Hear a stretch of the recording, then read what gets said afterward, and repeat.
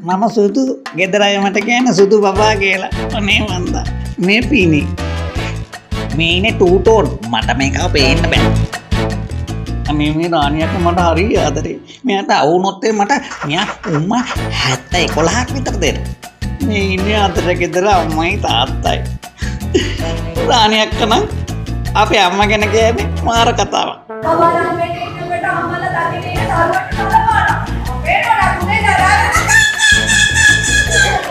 අපට සිරි මහ බෝම්බේ.